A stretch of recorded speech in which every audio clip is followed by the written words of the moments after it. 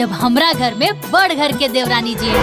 रउआ के गांव में सबसे ज्यादा दहेज कितना मिला? वो हमरे गांव में एक जनी हुआ ना, उनके 8 लाख मिलल। तो हम रउआ के 11 लाख दे।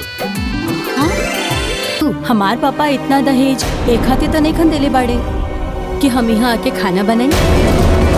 को शायद तू नहा के अपन कपड़ा ना असही भूल गइल बाड़ू, त चला चल के धोला। हम काहे धोई? कहे से कि आजकल हर रिश्ता के बुनियाद पैसा ही हो गइल बा, और फिर पैसा के बुनियाद और पैसा के बदौलत जब रिश्ता बनता तो हमें लोग रिश्ता के मिठास और प्यार ढूंढे लागता। जौना के बुनियादे पैसा और लालच के बदौलत बा, वो में प्यार और रिश्ता के मिठास कहाँ से? बड़ घर की बेटी ना आ गइल, कपार पे पहाड़ आ गइल। जितना भी भोजपुरी के देखे वाला लोग बा, उस सब कोई के सांझे बिहाने चैनल पे स्वागत बा। आज हम जौना फिल्म के ट्रेलर के रिव्यू करे खातिर आइल बानी।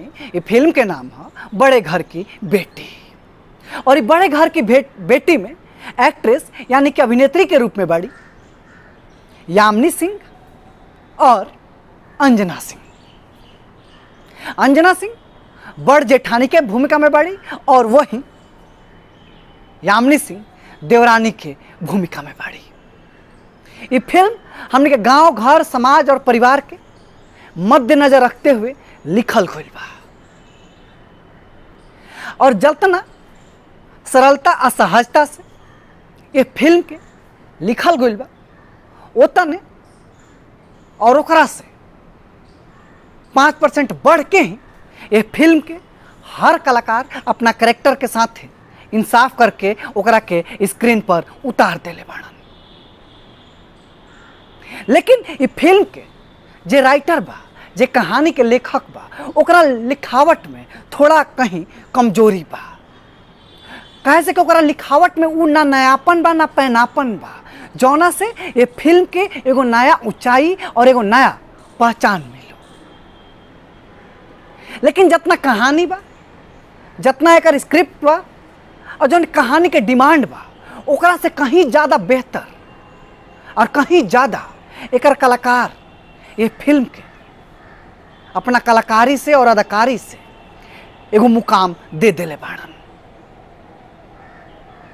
हम फिल्म के कहानी के 10 में से 5 नंबर दे। हम कहे से कि ऐसा कहानी पर भोजपुरी इंडस्ट्री में सैकड़ों फिल्म बन चुकल बा, कुछ नयापन नहीं खे। लेकिन जौन कलाकार बना इस कहानी के एगो नयापन दे देताड़न, एक नया मुकाम दे देताड़न। ये ऐसे ये कहानी, ये फिल्म देखे लायक बन जाता। अगर हम बात करें ये फिल्म के, तो फिल्म के कहानी स्टार्ट होता था कि यामिनी सिंह एगो बड़ बाप के बेटी बाड़ी। बड़ बाप यानी कि हाइट साइट लंबाई से ना, यानी कि समृद्ध और संपन्न परिवार के बाड़ी। वहीं अगर बेटहा पक्ष के बात करें तो उनकर माई बाबू ये चाहता कि हमारा घर बड़ा रसूखदार घर के बेटी आओ, बहुत मोटा माल मिलो और अतना दहेज मिलो कि अतना हमारा गांव घर में केहू के दहेज मिलले ना हो। यानी कि शादी ना सौदा होता, और जब सौदा घरे पहुंच जाता तो घर के लोग के नाक के दम कर देता। फिल्म में ये देखो के मिलता कि लड़का के बाप से लड़की के बाप कहता कि रे गांव में सबसे ज़्यादा तिलक कितना मिलल बा, तो कहता 8 लाख, तो कहता ठीक बा हम रउआ के 11 लाख देता नहीं। यानी कि 11 लाख में सौदा होता, और जब प्रोडक्ट घरे आवता तो घर के लोग त्राहिमाम त्राहिमाम त्राहिमाम तोरा ऐसा मन के उच्चारण होखे लागता। ये से शादी, विवाह और रिश्ता सौदा ना, समझौता ना, सहयोग होखे के चाहिए। और ऐसे ही जौन फिल्म में यामिनी सिंह के कैरेक्टर बा, वो यह दिखावा था कि वो एकदम अधजल गगरी छलकत जाए वाला कहानी बा। घर के लोग के एकदम परेशान कर देताड़ी, और स्थिति यहाँ तक उत्पन्न हो जाता कि अब घर के लोग इनका के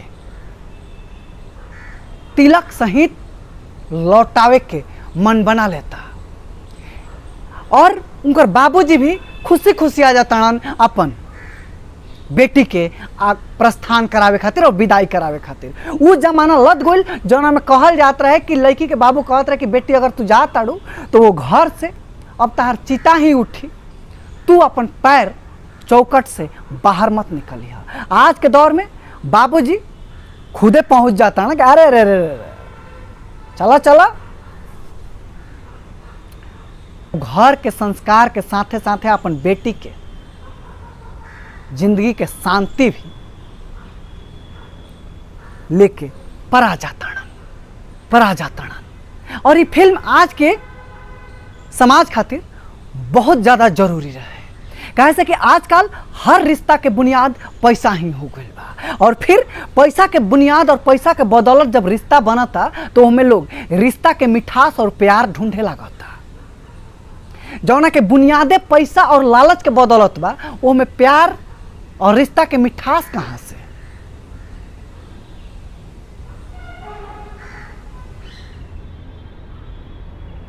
ऐसे अगर कहीं रिश्ता बनावे के बा तो पैसा के मत शामिल कल जाओ, और कहीं पैसा खातिर काम करे के बा तो रिश्ता के शामिल मत कल जाओ। काहे से पैसा और रिश्ता एक दूसरा के पूरक ना हवन सा। जहां दोनों एक भिरी आ जाए, वो दोनों मिल के घर के, परिवार के, समाज के और रिश्ता के शमशान तक पहुंचा दी। कैसे कि कलयुग है और कलयुग पीक पर पहुंचल बा, चरम सीमा पर अपना बा। तो रउआ सब कि फिल्म के ट्रेलर कैसन लगला अपन विचार कमेंट बॉक्स में मस्त से बताए। रउआ सब इहो बताए कि का पैसा के बदौलत और पैसा के बुनियाद समझ के और पैसा के बुनियाद बना के जो रिश्ता बनल बा, का वो सही बा या फिर ओकरा में और उ रिश्ता में प्यार रहेला। रउआ सब का सोचता नहीं ऐसन स्थिति पर और समाज के ऐसा सोच पर, और जौन रिश्ता पैसा के बदौलत बनता का उ रिश्ता सही बा, एकरा बारे में भी रउआ सब बताई। तो आज के वीडियो में इतना ही। ऐसे ही भोजपुरी फिल्म के ट्रेलर, गाना और भोजपुरी इंडस्ट्री के न्यूज़ जाने खातिर सांझे बिहाने चैनल के सब्सक्राइब कर ली जा। अगर ये वीडियो रउआ सब यूट्यूब पर देखता नहीं जाता, अगर ये वीडियो रउआ सब फेसबुक पर देखता नहीं जा तो सांझे बिहाने चैनल के फॉलो कर ली जा। तब तक खातिर हमरा के विदा दे जा। नमस्कार।